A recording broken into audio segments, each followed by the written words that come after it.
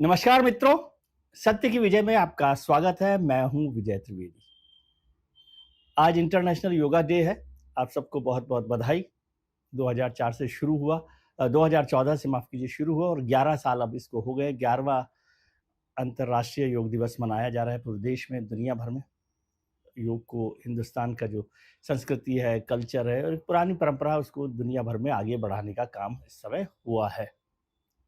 जब 2014 में प्रधानमंत्री पहली बार नरेंद्र मोदी प्रधानमंत्री बनने के बाद अमेरिका गए थे और वॉशिंगटन में यूनाइटेड नेशंस में ये प्रस्ताव रखा था, उस वक्त मैं वहीं था।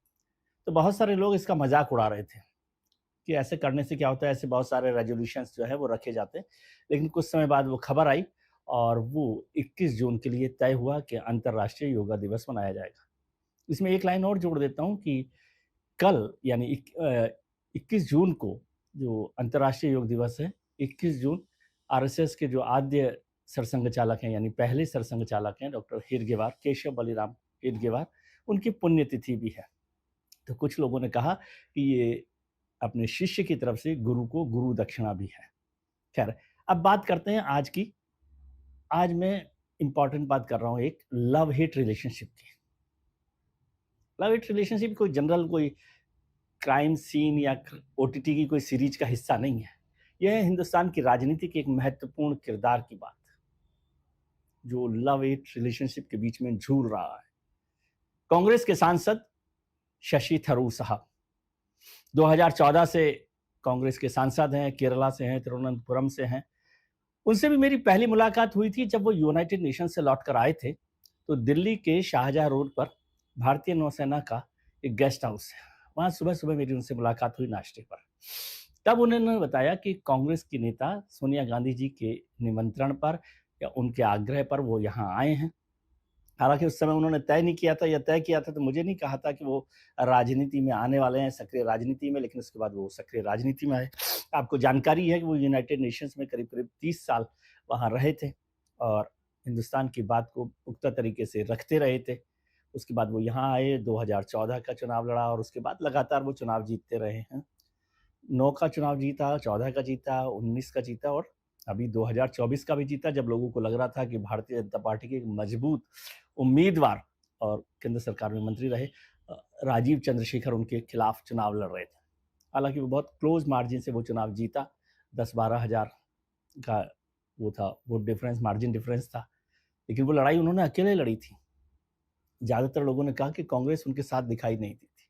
खैर, वो बात चलती रही। अब आपको याद होगा कि प्रधानमंत्री नरेंद्र मोदी को लेकर शशि थरूर साहब काफ़ी तारीफ करते रहे, बार-बार वो तारीफ करते रहे। उन्होंने बेस्ट ओरेटर कहा, उन्होंने इंटरनेशनल जो प्लेटफ़ॉर्म्स हैं, उस पे भारत को मजबूती से पक्ष रखने के लिए नरेंद्र मोदी की तारीफ की और भी कई कारण किए। स्वच्छता मिशन पर वो बार-बार प्रधानमंत्री की तारीफ कर चुके हैं, कई बार कहा है। लेकिन उन्होंने ये भी कहा कई बार कि जो मोदी सरकार है, वो देश को हिंदू पाकिस्तान बनाने पर तुली हुई है। तो ये लव हेट रिलेशनशिप है। भारतीय जनता पार्टी भी शशि थरूर को पसंद करती रही है, उनकी हिंदुत्व की थोड़ी-सी आइडियोलॉजी है, उन्होंने एक किताब भी लिखी थी व्हाई एम आई ए हिंदू, तो उसको लेकर भी चर्चा काफ़ी होती रहती है। फिर वो बीजेपी रिलेटेड जो प्लेटफ़ॉर्म्स होते हैं, उन पे भाषण देने भी जाते हैं, उनके उद्घाटन में भी जाते हैं, उनके समारोह में शामिल होते हैं। आरएसएस के से जुड़े लोगों के साथ भी उनकी बातचीत चलती रहती है, ये सब होती है और बीजेपी उनको कभी-कभी तारीफ़ करती रहती है, फिर कभी कहती है उनको कि वो सूडो सेकुलरिस्ट हैं, मकौले के औलाद हैं, अंग्रेजी वाले हैं, तो जो पूरा का पूरा हमारा अंग्रेजियत वाली जो बात है, एंग्लो उनकी स्टाइल है, वो हिंदुस्तान को नहीं समझते हैं, हिंदुस्तान की संस्कृति को नहीं समझते, ये बात भी की जाती है। उस बात को छोड़ दीजिए कि कहा गया कभी-कभी कि वो 50 करोड़ की गर्लफ्रेंड का मसला। लेकिन भारतीय जनता पार्टी के ट्रोल्स ने शशि थरूर को कोई मौका नहीं था जब छोड़ा हो। और शशि थरूर साहब भी कभी-कभी भारतीय जनता पार्टी को और प्रधानमंत्री जी के बारे में बोलते रहे और कांग्रेस को यही परेशानी उनके साथ होती रही। वो एक मसला आया जब 2022 के, आपको याद होगा 2023 के, जो कांग्रेस अध्यक्ष का चुनाव हुआ। मल्लिकार्जुन खड़गे साहब को जो पार्टी के हाई कमान है उन्होंने अपना उम्मीदवार बनाया, तो शशि थरूर साहब उनके खिलाफ खड़े हो गए।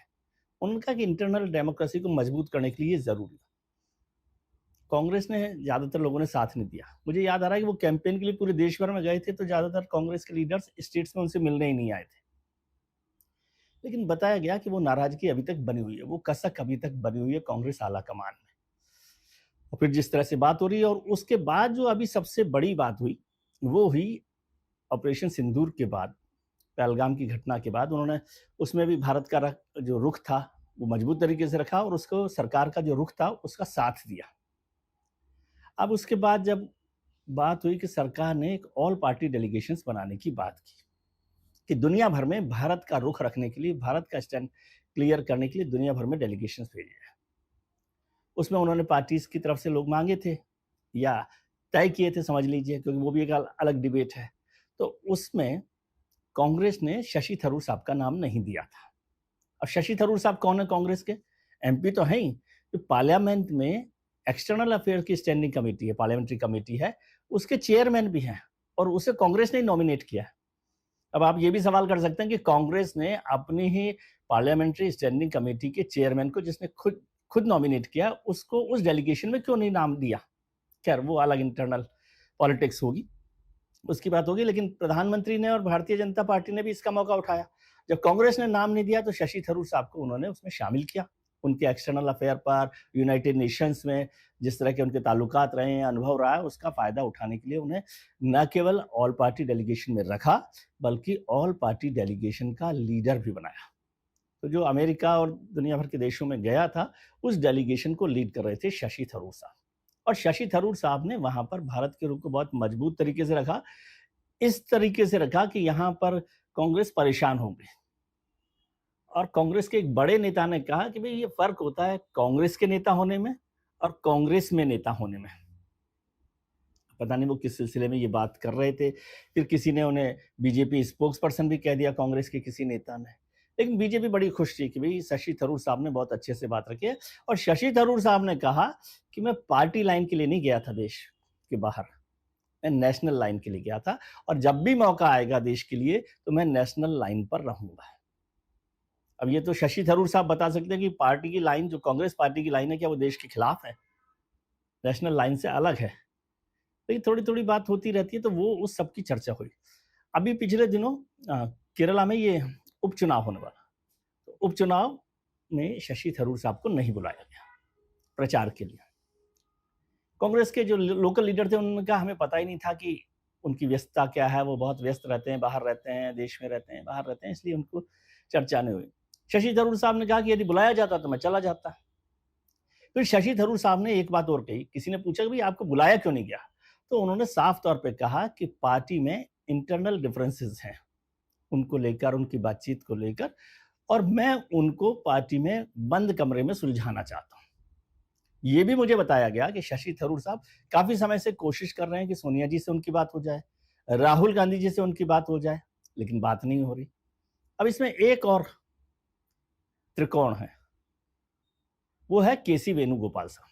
वो कांग्रेस के सबसे ताकतवर नेता माने जाते हैं इस वक्त, जनरल सेक्रेटरी ऑर्गेनाइजेशन है, और वो केरल से हैं। तो केरल से हैं तो केसी वेणुगोपाल साहब शशि थरूर साहब को केरल की पॉलिटिक्स में एंटर नहीं होना देना चाहते। अब जब वहां पर अगले साल चुनाव होने वाले हैं, तो वहां कांग्रेस की तरफ से कौन मुख्यमंत्री पद का उम्मीदवार होगा, ये लड़ाई चल रही है। केसी वेणुगोपाल समझते हैं कि ये उनका हक है, क्योंकि राहुल गांधी जी के सबसे खास आदमी है वो। और शशि थरूर साहब समझते हैं कि वो सबसे पॉपुलर लोग हैं, 4 बार एमपी रह लिए हैं, और जो उनकी इमेज है वो उनको कमाल का एक सपोर्ट देती है। दूसरी पार्टीज में भी उनका सपोर्ट है, कोई ऐसे लोग नहीं है जो उनका विरोध कर रहे हैं, तो उनको मुख्यमंत्री बनाया जाना चाहिए, या मुख्यमंत्री पद का उम्मीदवार बनाया जाना चाहिए। अब यदि राहुल जी और कांग्रेस केसी वेणुगोपाल को बनाती हैं, तो क्या इसको ध्यान में रखते हुए शशि थरूर साहब उस घर से निकलने की तैयारी कर रहे हैं? क्या वो भारतीय जनता पार्टी में जाना चाहते हैं, या जाने की तैयारी कर ली है, या फिर उनकी बात हो रही है?